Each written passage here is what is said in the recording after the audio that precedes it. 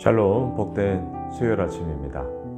오늘은 창세기 30장 25절로 43절의 말씀, 언제나 내 집을 세우리이까, 언제나 내 집을 세우리이까, 이 제목으로 말씀 나누고자 합니다. 자, 어제 우리는 야곱, 그리고 레아, 라헬, 그리고 또한 이 두 여인의 여종이었던 실바, 빌하, 총 4여인을 통하여서 생명나음의 이야기가 이어지고 있다. 이걸 우리가 보았어요.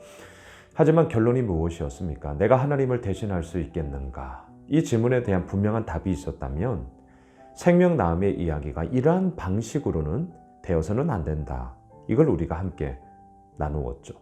자, 오늘 본문에서는요, 이제 그렇게 결혼을 하고 또한 아이를 낳고, 그리고 야곱은 이 레아와 라헬을 얻기까지 도합 14년이라는 시간을 외삼촌에게 소위 지참금을 대신하여 그렇게 노동력을 제공하지 않았겠습니까? 25절, 26절을 보십시오.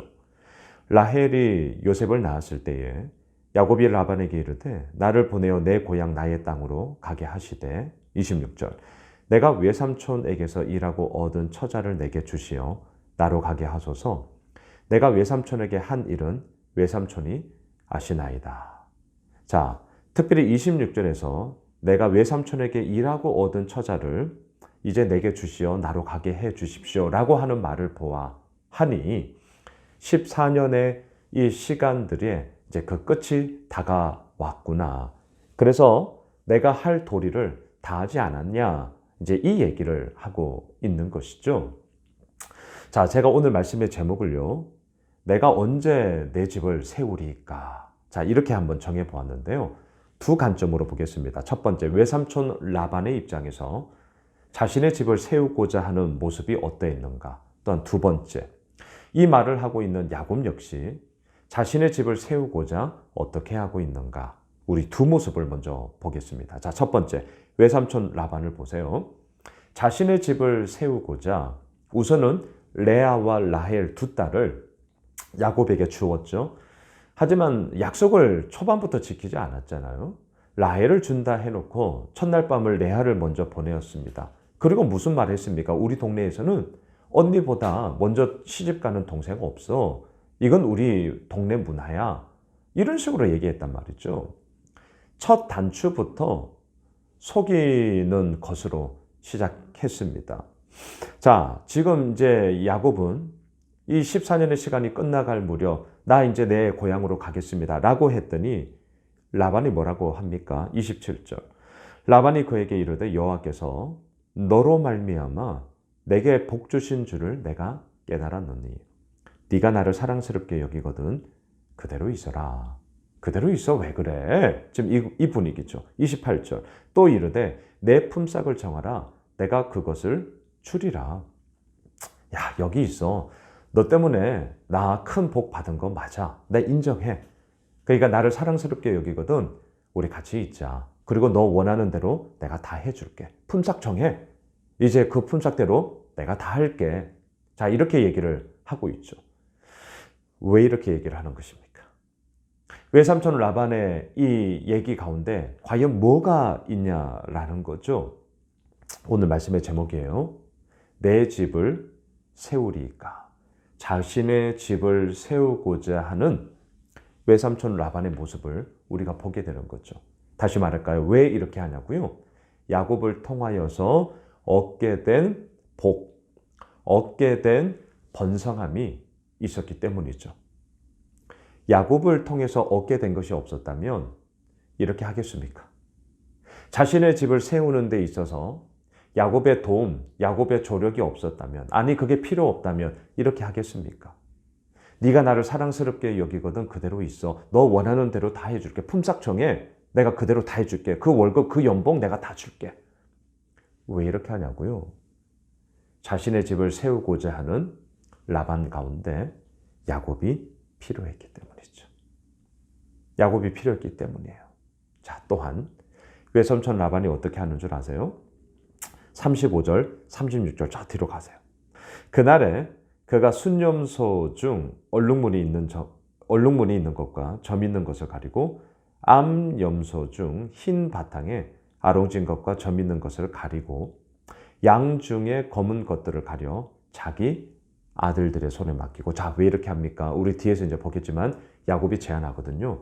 아롱진 것, 점 있는 것, 검정한 것, 이런 얼룩이들 이제 나한테 주십시오. 이렇게 제안했단 말이죠.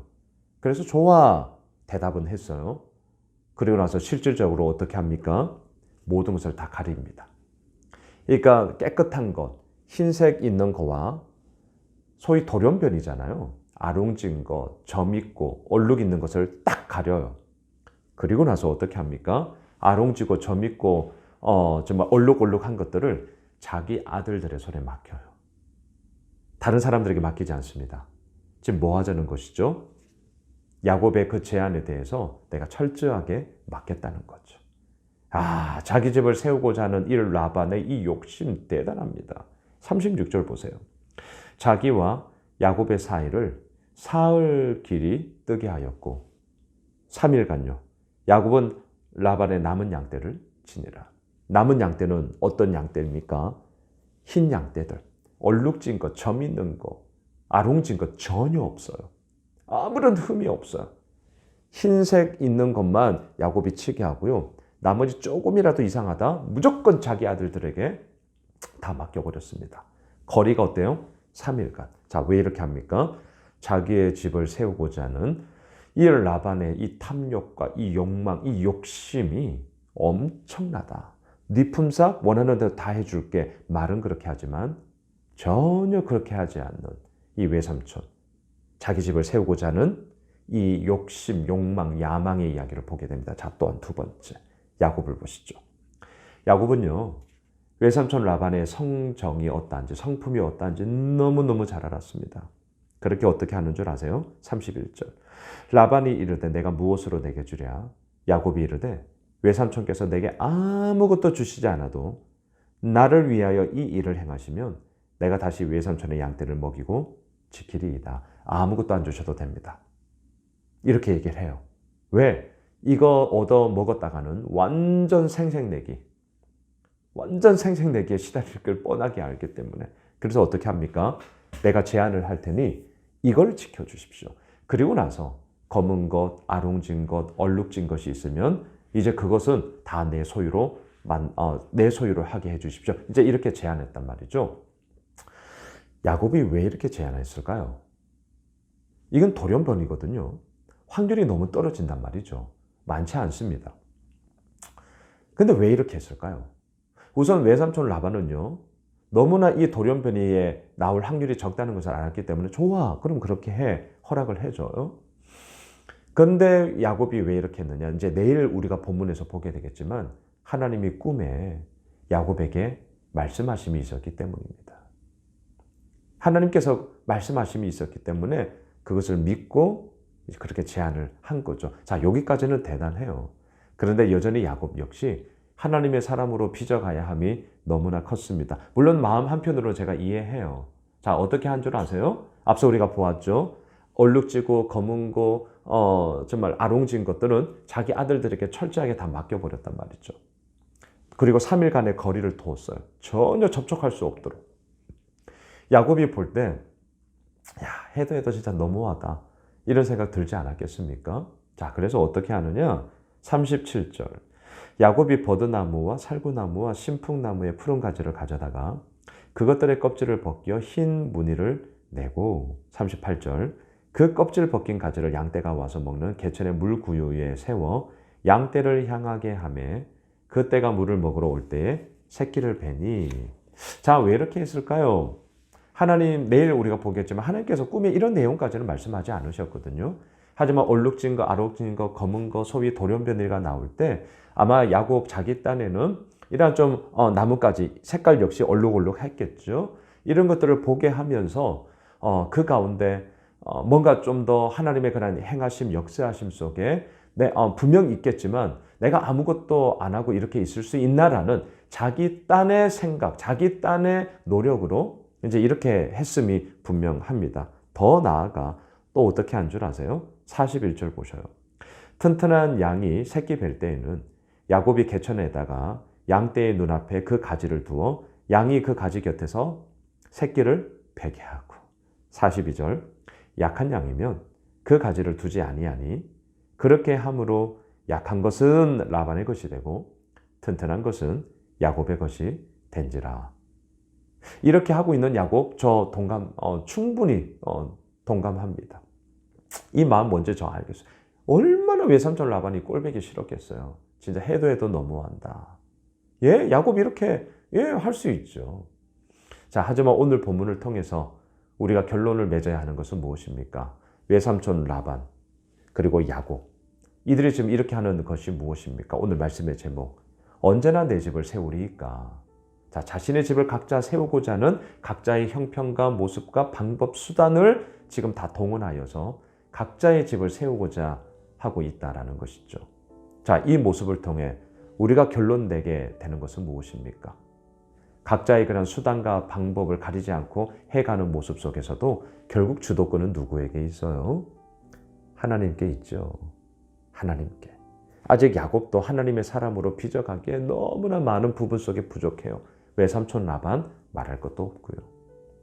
하지만 그 모든 모습들 속에서 하나님은 당신이 택한 사람을 당신의 사람으로 빚어가십니다. 그 빚어감의 과정을 우리들로 하여금 보라는 거예요. 왜요? 우리도 똑같거든요.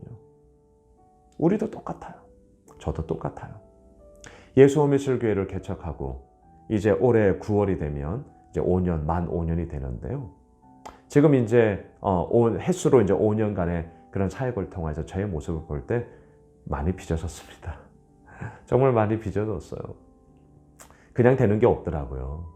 그리고 그 가운데서 나의 연약함을 보게 하시고 내가 왜 그랬을까 후회할 때도 있고요.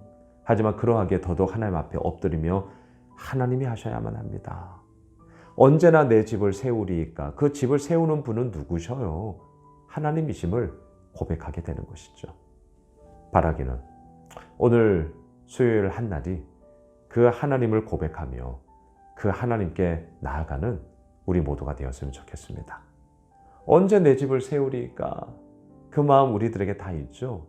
하지만 그 마음이 있을 때 잊지 마십시오.